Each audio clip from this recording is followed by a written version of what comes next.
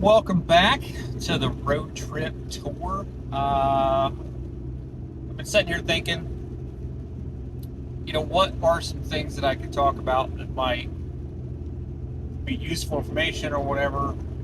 And this just kind of came up recently at work. Uh, I know I've always struggled with this,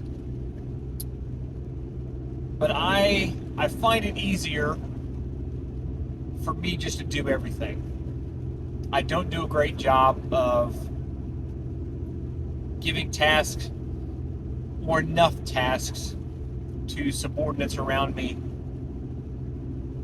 A lot of times I can just take on that task, I can get it done. It's done the way I want it. I know it's done relatively right, hopefully. But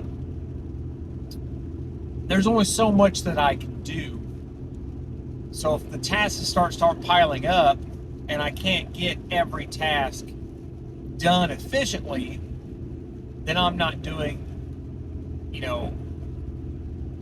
whatever that task is done. I'm not doing it justice. I'm not doing myself justice.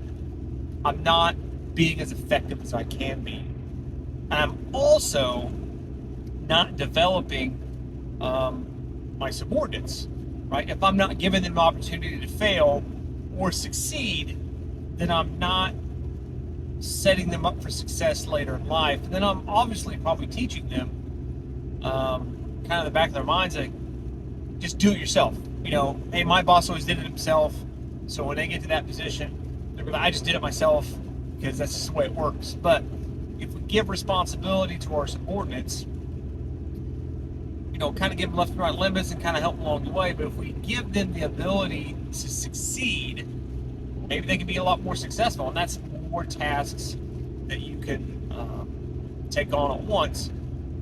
There's a podcast I listen to a lot, and he kind of frames it, in military terms, as cover and move. Whatever the task is, right? Say, like a big one right now is we're trying to get a legacy gift placed out on our parade field. It's not a really hard task, and we as the unit don't have actually a lot of physical things to do to make sure this happens. But there's a lot of coordination, a lot of talk back and forth with the entity that is going to move this legacy gift from its current location to its new location. Do I need to personally oversee that as, in the position that I'm at as like a supervisor? No. That is 100% a task that I can give to one of my subordinates that can accomplish that task. So I need to kind of push that one down. There's a couple other things like, kind of come up with a new curriculum for a class we're trying to go through. Kind of taking that on myself, trying to kind of working through all those pieces, but I don't need to do that. I can give that to someone else, give them that, because I've done it before. When I was an instructor, I've done it before. I know how to do it. I can do it faster than they can, but someone gave me that task, and I learned how to do it. I owe my subordinates that same that same courtesy, professionalism, mentorship to give them that task so that they can learn how to do it and they know what it is. And whether they succeed or fail, we obviously want success and we will get to success, but a lot of times you learn through failure. I know I wasn't successful the first time I did it. I don't know how many iterations of fixing the classes that I had to go through. But if I don't give them the opportunity, I can't professionally develop them. So I've kind of I've known this for a long time. I did a better job of it in a previous job. My commander made a really good, kind of right-hand man, left-hand man, where you're going to say, and making sure we kind of dished it all out. They kind of oversaw everything. He's kind of supervised. But I've kind of struggled here lately, just kind of taking it all on myself. But it's something I need to do, as I need to push, cover and execute. Or cover and move. Give those responsibilities to those people, and then I can move on. Because if I have too much on my plate, I can't move on. I'm stuck. I'm where I'm at. I can't do any better, right? But if I have one of my subordinates, right, they're covering that task down for me, I can move on to something else.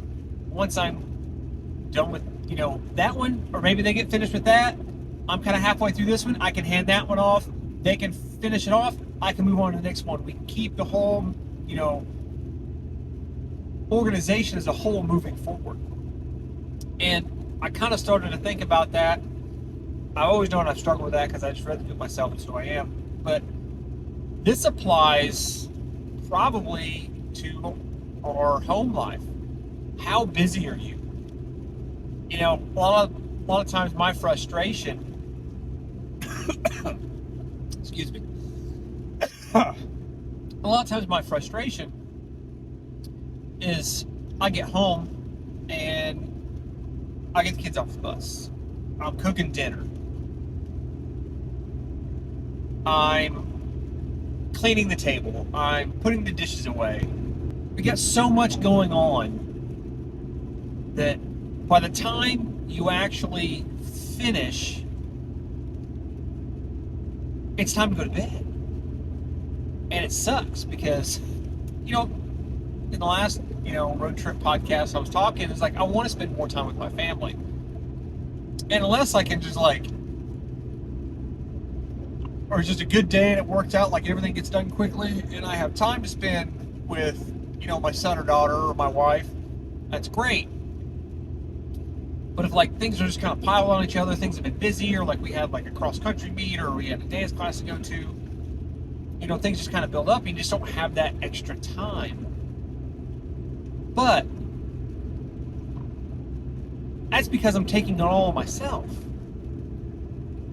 You have a whole team at your house, right? So you don't have to be the one cooking dinner, cleaning the table, putting the dishes away, or loading the dishwasher, doing all the laundry, folding the laundry, vacuuming the house, sweeping the floor, taking the dog out. You don't have to do all that yourself. You have everybody, right? If you have a spouse, right? If you're single, it sucks. You're by yourself. There's really nobody to help struggle with that unless you get a roommate, which is fine. If you get a roommate, that's great, right? But, if you're married and you have children, hopefully your spouse is kind of splitting the work with you. And I will say that my wife is really good at splitting it. We kind of have a unwritten rule of whoever cooks dinner doesn't have to do cleanup. I typically clean as I go, put stuff away. So when dinner's ready, there's not a whole lot of dishes or stuff to be done except for what's on the table. Probably won't get in trouble for this, but my wife is a little different. It looks like she cooked for an entire army, which she's done, and it takes a little bit longer for me to clean up if she cooks, but that's beside the point, right? She cooked, I didn't have to do it, I'll do the cleanup. But, both of our children are getting older, so I think making them be more responsible and taking on some more responsibility within the house is probably a good thing. We've started having our son help clean up the table, put the dishes away, put stuff in the sink, put stuff back in the fridge. He'll take out the trash. We have family laundry folding nights where we just dump all of our laundry onto our bed, and everybody just sit there and they fold the laundry. Basically fold your own clothes and take it to your room and go hang it up yourself. Because if I did it all myself, or my wife did it all herself, it would be a constant struggle of never having that extra free time. So we just got to cover and move. We just got to start giving responsibility to other people. Because one thing I can tell you, my son will wear, I don't know, he's probably got 15 hoodies. He will wear 15 hoodies in 5 days. And then he'll be complaining I don't have any hoodies. It's because he literally puts them on and then could be 20 minutes later, he takes it off for something and then he throws it in the laundry. So having him fold laundry or having him do laundry, he realizes that maybe that shirt that he wore for 15 minutes doesn't need washed. He can become like every other man that I know, and the sniff test becomes the credible source of whether it needs washed or not. Nope, that's got another day. Nope, that needs to go in the trash. That's pretty much where he needs to get. Right now, it's mom and dad will just do the laundry, fold it, hang it up for me, but that's stopping, right? So we're kind of teaching him that responsibility, showing him that it does take a little bit of effort to have washed clothes. So, kind of evaluate, whether it's your professional life or your personal life. As a professional life, how much do you have on your plate? How full is your day of things that you may not actually have to do? Are you giving your subordinates the mentorship and the coaching they need by tasking them? It's not a punishment. Sometimes I think of that as giving a subordinate a task as a punishment, like, oh man, here's one more thing, like, ha ha ha, sucks to be you. It's actually not a punishment. You're actually professionally developing them for later on in their life, whether it be that job or, where they go on to another job or another position. So it's not a punishment. It's actually professional development or coaching. So what are you hanging on to that you don't need to hang on to? What can you give to your subordinates that they can accomplish and you can help guide them through to make them better? Look at your home life. What things can you give to other people in your house? Our kids pick up dog poop. 100% don't want to do that. That's their task. For some reason, they enjoy it. I don't know. It's weird. But they do it, right? We give them that task of picking up dog poop. Start to involve them more in the laundry. Start to involve them more cleaning up the table and doing the dishes. We're not punishing them by making them do chores. It teaches them responsibility. It teaches them, kind of a life lesson, like, hey, like, this stuff takes time. This stuff sucks. Let's do less of the stuff that makes it suck, like make more dishes for no reason, or wear 17 hoodies in one day, and my mom and dad have to wear, do extra laundry because it sucks to fold that stuff.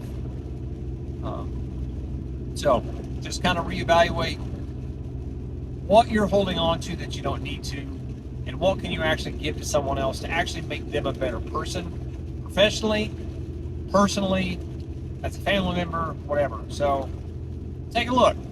Maybe you could free up a lot of time in your day, a lot of time in your afternoons, a lot of time you need to spend more time. Maybe you want to get out of your office and you want to go visit your subordinates more.